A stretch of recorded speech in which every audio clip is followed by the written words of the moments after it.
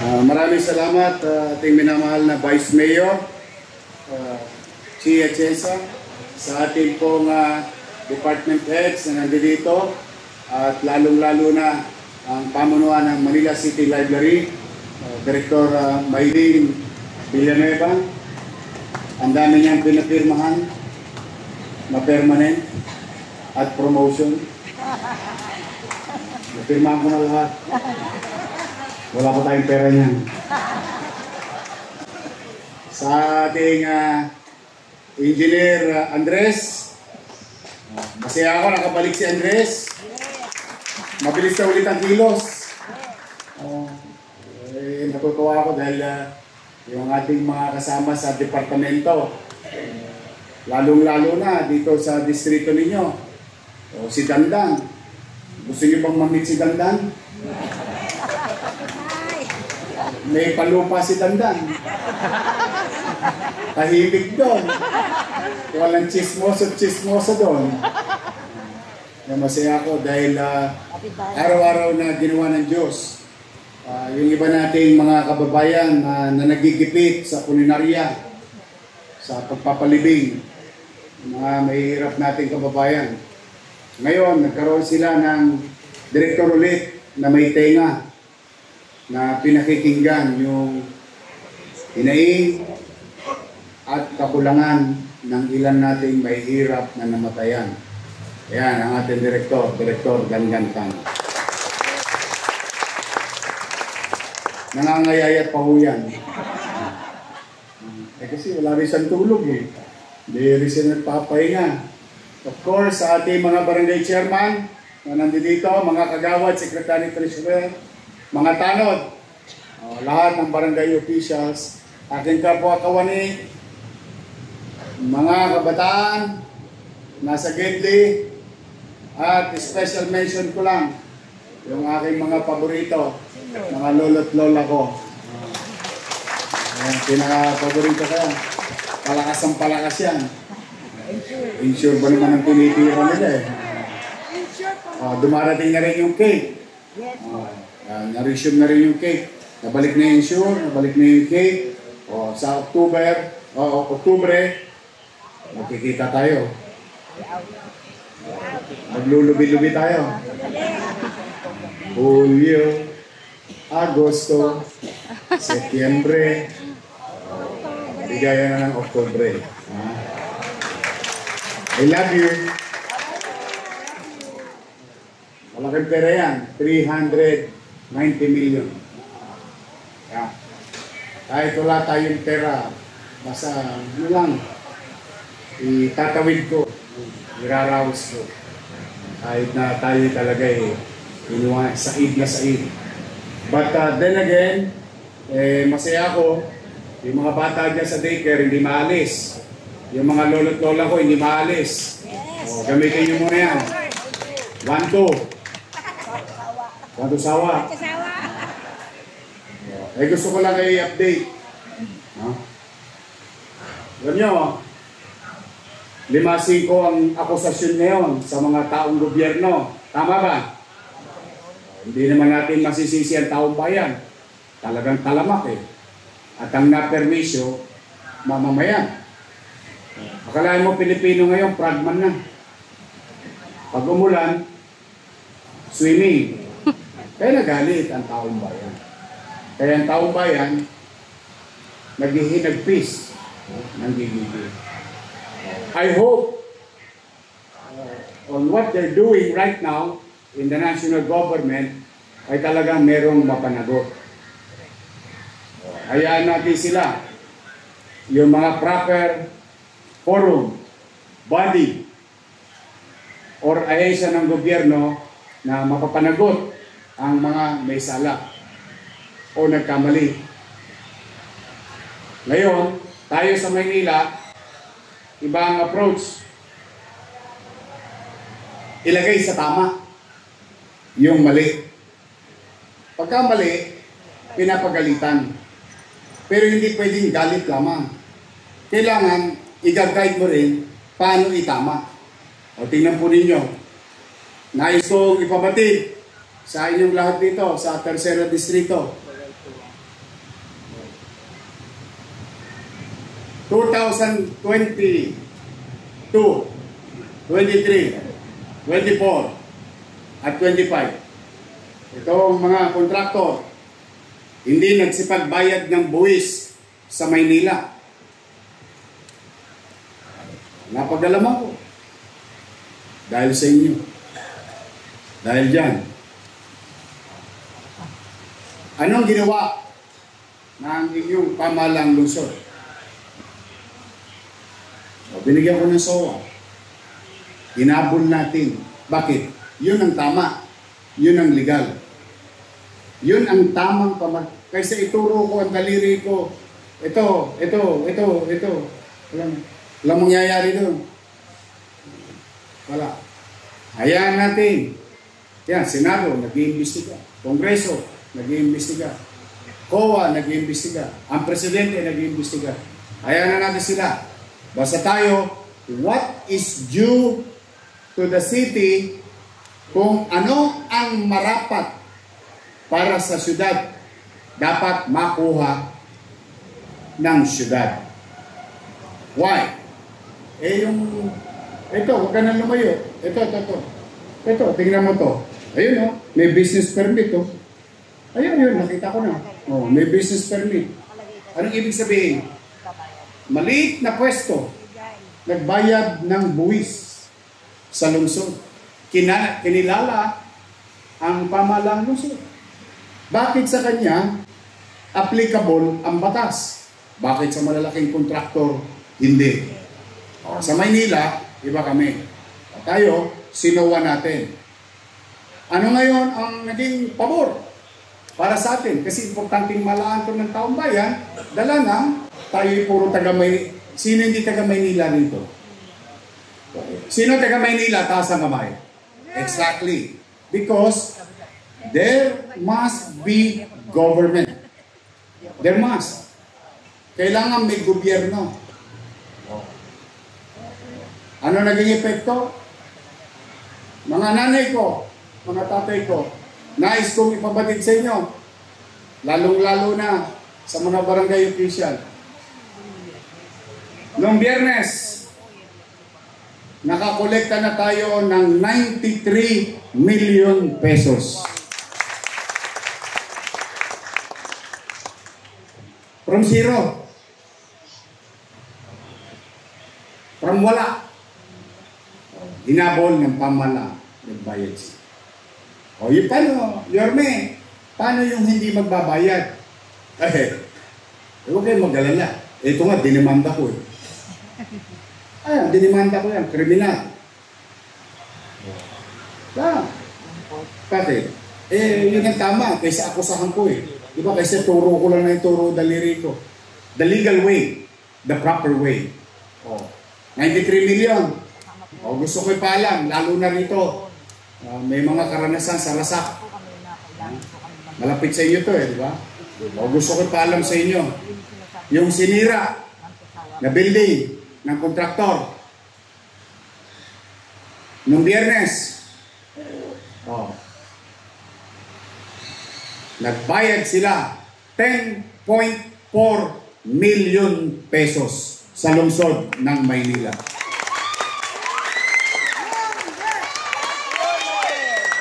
May pasok walang ulan. Mga bata kasi, Yorme, baka naman. Tinig ka araw. Ay, magkakaroon kay Miguel. Ganda ng live na rin nyo ito. Kwento ko mamaya. Kinukwento ko lang muna, saan tayo papunta? At ano ang mga dahilan? Na kung bakit ka kailangan magalit, at kailangan ka magpatawad, at kailangan mo mag-gobyerno. Dahil wala namang perpektong sitwasyon.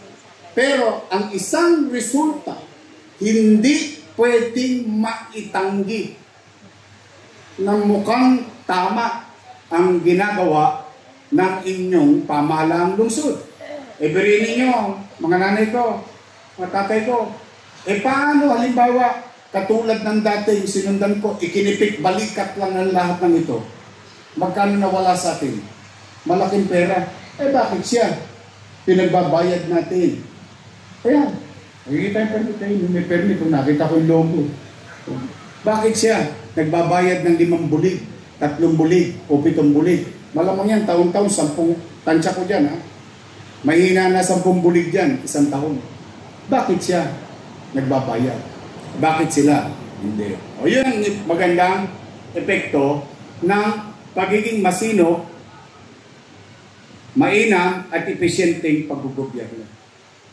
What is due to us should be given to us. Now, the good thing about it is nagkaroon tayo ng ekstrang pera. At naman, ang mga ekstrang pera na yan, nagagamit natin sa serbisyo. Sa akin ba sila nagbayad? Hindi. Sa gobyerno ng Maynila. Minalas lang sila. Bakit? Binoto nyo ko. Nagbalik na ang gobyerno sa lungsod ng Maynila. Moving forward. Yorme, pipigilan mo ba yung mga ginagawa ng kalaban mo sa politika? Maigi na rin sa akin yung marinig. Ang sagot, hindi. Ba't ko pipigilan? Pakikinabangan ng taong bayan. Kaya lamang, huwag lang sila magpapagawa sa bagay, sa lugar, na makapagbibigay indulto, perwisyo, o panganib sa komunidad.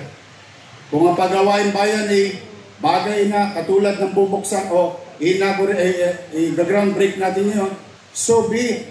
In fact, gusto kong ipaalala sa inyo, huwag kayong mapupunta muna sa Dimasalang ngayong araw na ito. Alam nyo bakit? Gagawin na yung tulay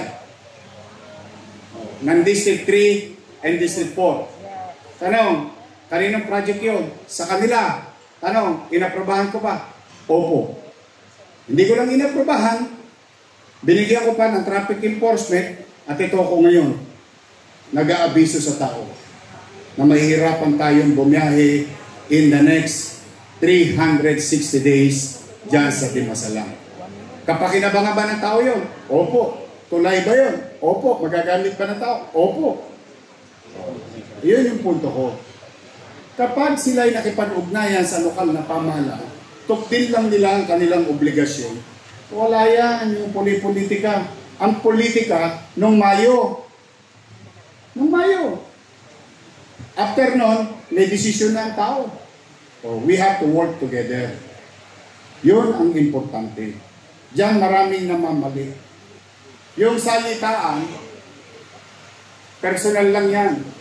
Bakit ko idadamay yung personal na sakit ng puso ko sa mga bagay na sinabi nila sa pamamahala sa tao? Yung sinabi nilang masakit sa akin, ako lang ang nasaktan. Bakit kailangan ko saktan sila at mapahamak, malagay sa sitwasyon ang taong bayan? Pwede ko naman isang tabi yung akin. Bakit? Di ba mga lingkod bayan kami?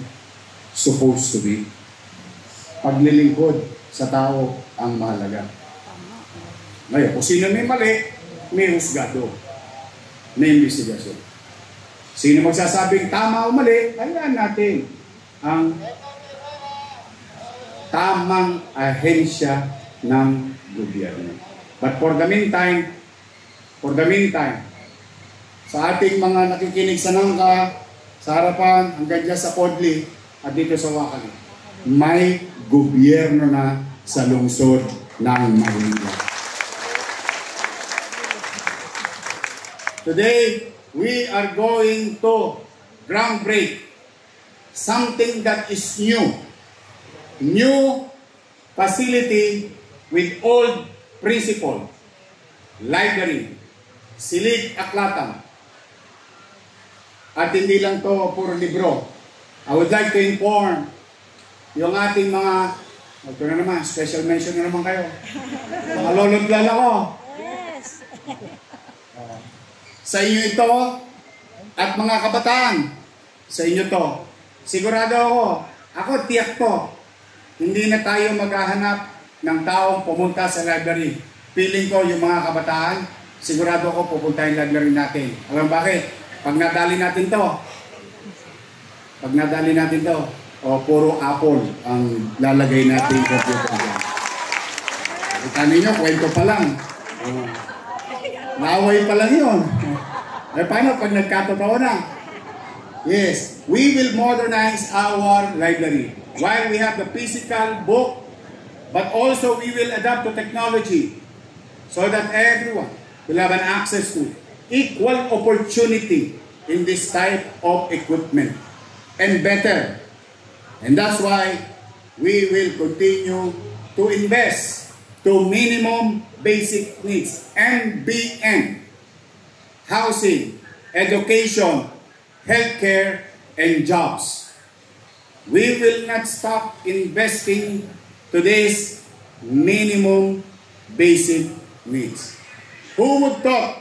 Kayo na po sumagot. Tanungin niyo ang sarili niyo at kayo na rin na sumagot. Sino mag-aakala talagang mapaglaro ang tadhana? Paglaro talaga tadhana. At ang Diyos, maraming pamamaraan.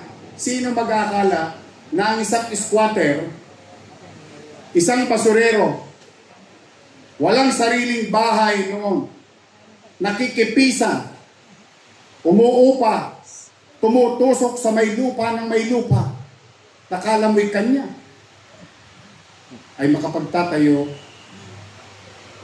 ng 20-story San Lazaro residence.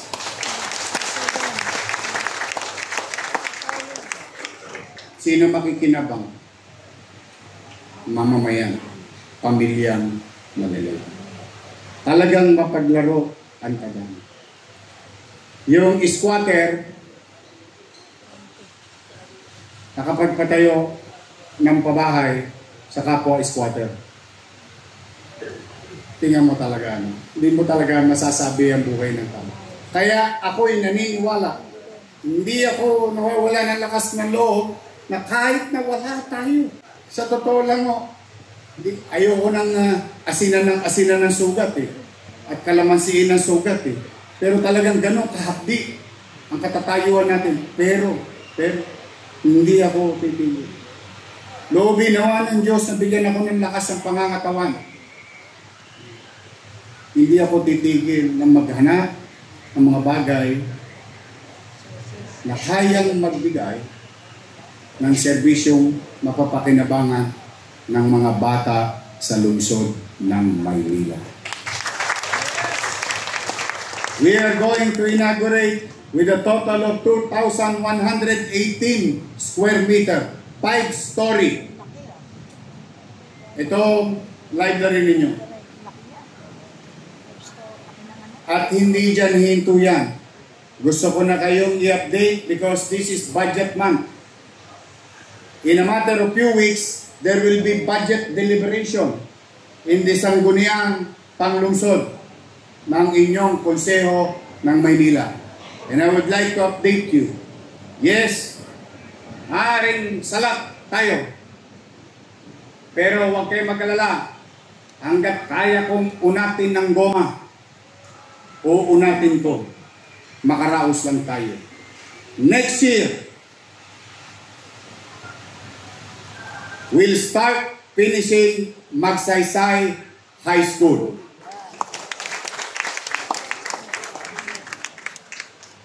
Next year, here again in 3rd District, we will build MDRRMO Flood Monitoring Command Center here in 3rd District.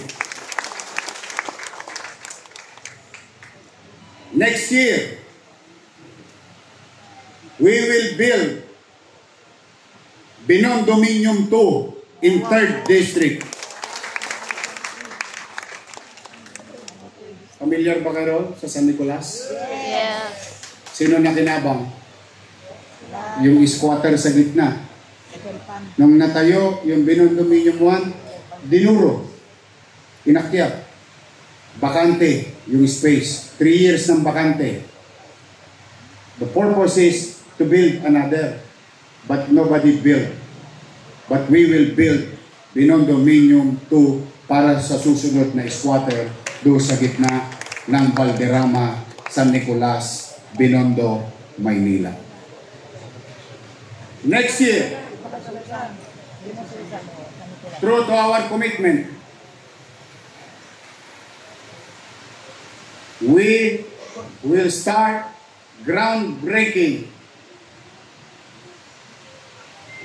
Pamantasan Lungsod ng Maynila College of Medicine. We will produce more doctors, more nurses, or all other allied healthcare courses. Today, we are only producing about a few hundreds. But, may awa ang Diyos. Tayo na ang may pinakamalaking healthcare program sa buong Pilipinas. 7 na ang ospital natin dahil binuksan na natin yung Baseco Hospital. We have 44 health centers, 7 hospitals. Then, it is time, it is right, and aligned with our minimum basic needs to produce more doctors on our own. Magaling ang PLM, top-notch ang PLM, pero walang espasyo. Kung maalala ninyo, pinagawa natin yung ospital ng Maynila, yung bago. Nakita niyo yung luma? Dudurugin natin yon. Magtatayo tayo ng modernong Pamantasan Lungsod ng Maynila College of Medicine. You know how many possible students? 5,000 students of allied health courses. Yes, we will be part of the nation building. We'll produce more medical professionals in the city of Manila. Tuloy-tuloy yan. Kaya, umanatag kayo, mga nanay, tatay ko, mga barangay chairman, natawad ko na kayo, ha? Nakikinig yung mga constituents nyo. Tawa, natatawa sila. Buti na lang, hindi kayo nakinig sa kanila. Life must move on. We must move on. Tigilan nyo na yan. Okay na yan. Pumanatag na kayo. Nakita ko na yung paborito ko, si Cortez, oh. Alam mo, paborito pala ito niya. Kaya pala niyakap. Let me, why am I like this? Sino dito ang nanay? Nanay Lola. Sino ang tatay? Madaling salita, halos lahat kayo magulang. And let me put this in this situation. Being a parent,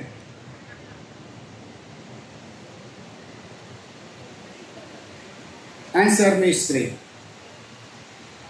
Pag naligaw ng landas ang anak mo, itatapon mo ba sa labas ng kalsada? We. Talaga? Talagaan nyo? Gagabayan nyo? Patatawarin nyo? Uunawain nyo? Ako ang ama ng lungsod ng Maynila.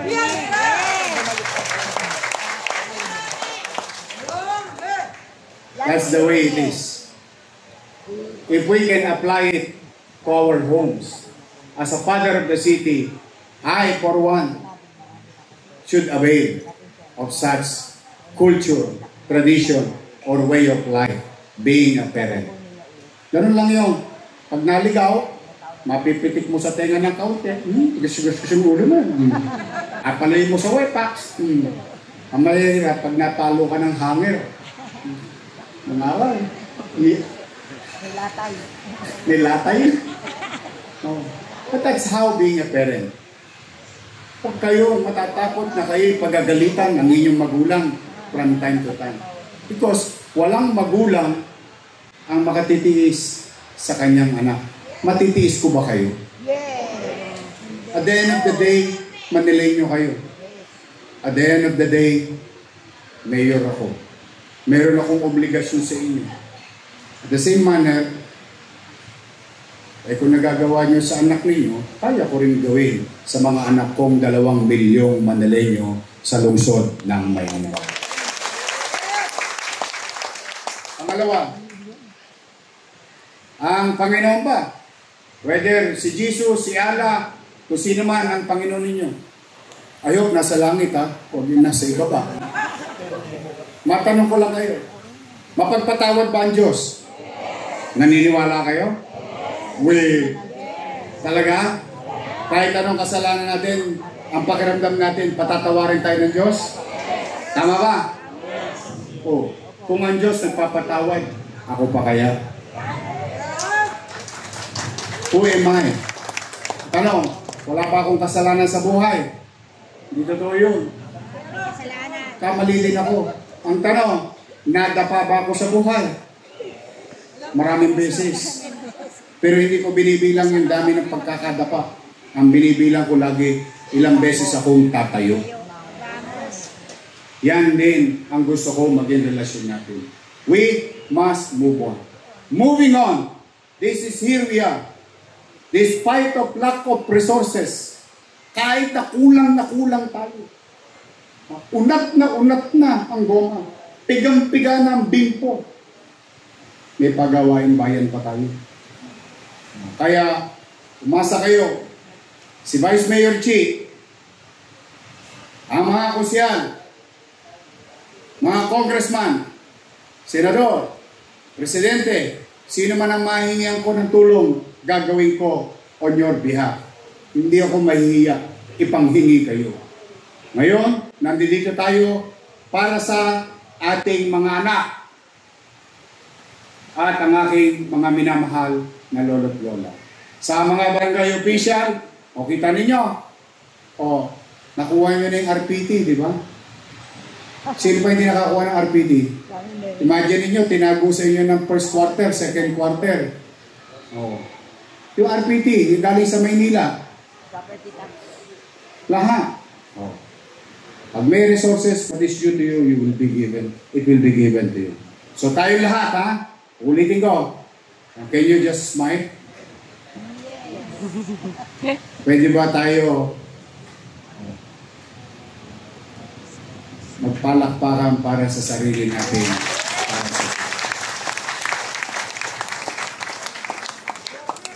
Tanggalin nyo na ang mga tinik sa dibdib ninyo. Andito na ako sa harapan ninyo. Ako na ang nag-aabiso. Tabla-tabla na.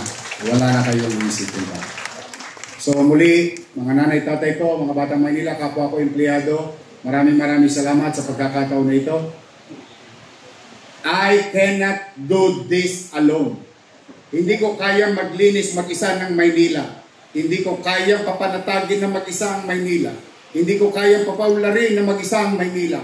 Kailangan ko kayo. I need you. We need to come together. All of us. Because if we are together, we can make Manila great again. Magandang araw. Pagpalain nawa kayo ng kong may kapal.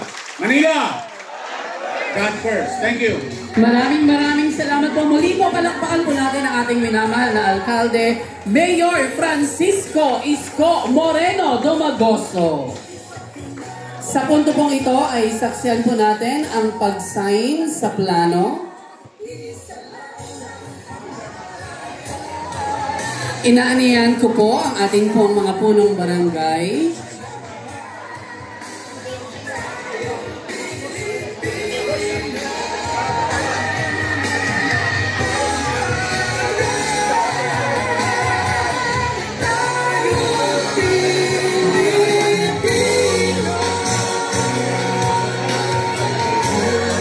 Saksiyan po natin ang pagpirma po ng ating minamahal na alkalde, Vice Alkalde at ng ating City Engineer sa plano po ng Manila San Francisco Friendship Library.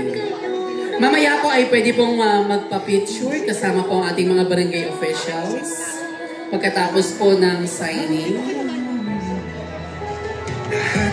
Pare-pareho, magkakapatid, magkalyado dito sa aming tahanan.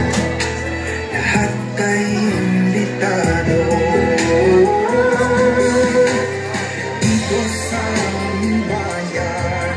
Isa lamang ang tanging gusto, aral ng kasaysayan, husgan ng diwang Pilipino.